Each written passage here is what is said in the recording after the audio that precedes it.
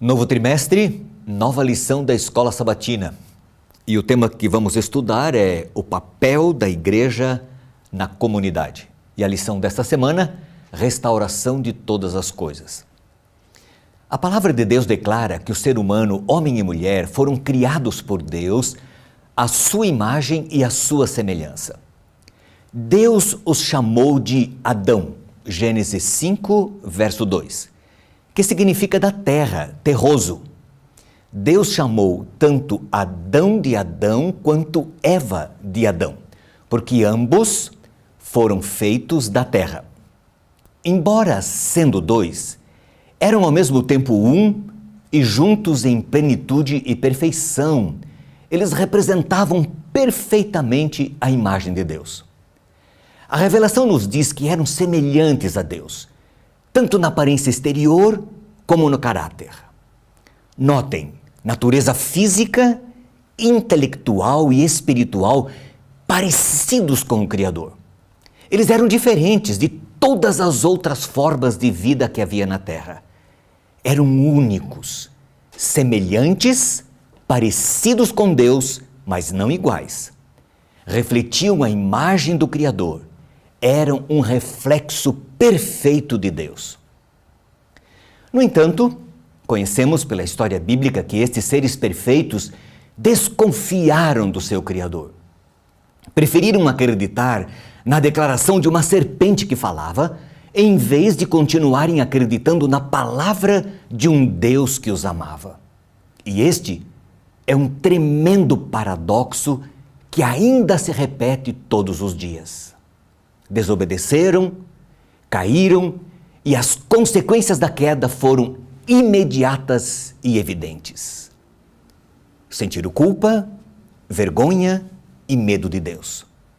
Em seguida, negaram a culpa que haviam sentido, transferindo-a um para o outro. Deus, então, os informou sobre a nova realidade.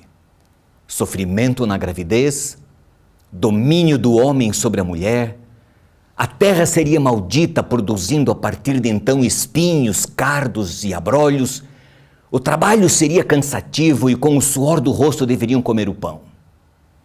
Sofrimento, dor, morte e voltariam ao pó.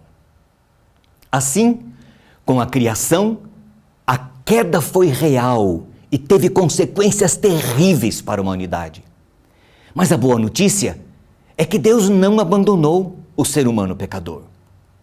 Naquele dia, o Senhor declarou a Satanás de que poria inimizade entre ele e o ser humano. O diabo tinha introduzido esta inimizade no ser humano contra Deus. Mas o Senhor, de alguma forma, deixou claro que viraria este jogo. Deus faria com que as pessoas odiassem a Satanás, que finalmente teria a cabeça esmagada pelo descendente da mulher.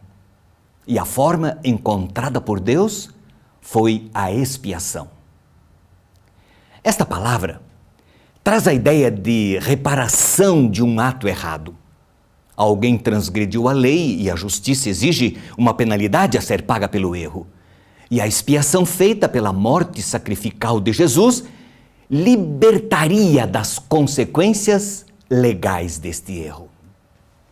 Foi Cristo que pagou a penalidade por nós. A punição legal que deveria ser aplicada ao pecador foi aplicada sobre Jesus.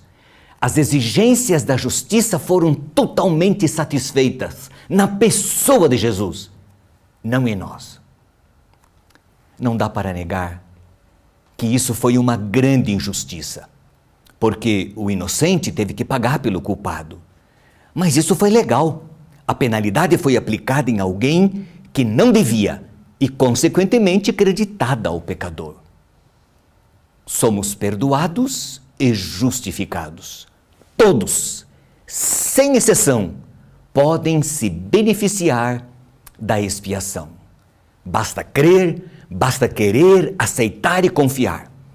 E este é o passo decisivo e fundamental no processo de restauração de todas as crises pelas quais, desde a queda, tem vivido o ser humano. O plano da salvação foi estabelecido por Deus para recuperar o que tinha sido perdido pelo pecado. Deus concedeu graça e em Jesus, a imagem do Criador que havia sido perdida para o pecado pode ser totalmente recuperada. Esta restauração, ela só estará completa no novo céu e na nova terra. No entanto, o processo já começa aqui e agora. Cristo é a expressa imagem da pessoa de Deus, porque Ele é o próprio Deus encarnado. E esta imagem pode se reproduzir em nós quando o aceitamos como nosso Salvador. Por quê? Porque o Criador assumiu a nossa culpa, pagou o preço do resgate e nossa esperança da glória é Cristo em nós, aqui e agora. Quando aceitamos a Jesus, Ele passa a viver em nós e inicia o processo de nossa restauração à imagem de Deus. Aquela mesma imagem que tínhamos como seres humanos lá no Éden, antes da queda. No entanto, a experiência final dessa restauração só vai ocorrer na segunda vinda. Mas não esqueça, ela começa aqui e agora. E quando isso acontece, Jesus coloca em nosso coração a inimizade contra Satanás e tudo o que ele representa. Esta inimizade foi predita lá no Éden, no dia da queda. Nasce em nós o anseio, então, de levar outras pessoas a Jesus, para que possam viver a mesma experiência de restauração. Hoje, a igreja é composta por um grupo de pecadores redimidos, pessoas nas quais Jesus iniciou este processo de restauração da imagem de Deus que o pecado destruiu. A esta congregação de separados, Deus então deu a missão de participar neste processo de restaurar outras pessoas. A história humana do homem paralítico que 4 amigos levaram a Jesus ilustra bem o que o Senhor espera que cada redimido faça para que outros também o sigam. Consegue se lembrar? Eles abriram um buraco no teto. Não mediram esforços nem sacrifícios para que um homem espiritual, mental e fisicamente doente fosse restaurado. Qual foi o papel deles? Levá-los a Jesus. O Mestre fez a obra que eles não podiam fazer. Por isso, eles o levaram a Cristo. Cristo restaurou, perdoou os pecados e aí ordenou que se levantasse e andasse. Cura total!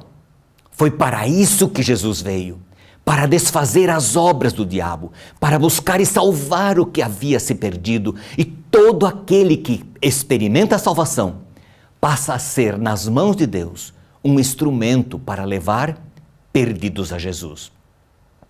Quando um crente põe a mão na massa, passa a ser então um coadjuvante do Senhor no processo de desfazer as obras do diabo estabelecidas lá na queda, substituindo assim a morte pela vida abundante. A obra de Jesus e o que Ele fez por nós, então, queremos que Ele faça pelos outros. Passamos a ser cooperadores com Ele. Graças a Deus, Ele não nos abandona à sina da destruição eterna. O plano da salvação foi elaborado e Jesus pagou o preço de nosso resgate. Quando tudo terminar e o pecado for então destruído, o mundo que se havia perdido será plenamente restaurado.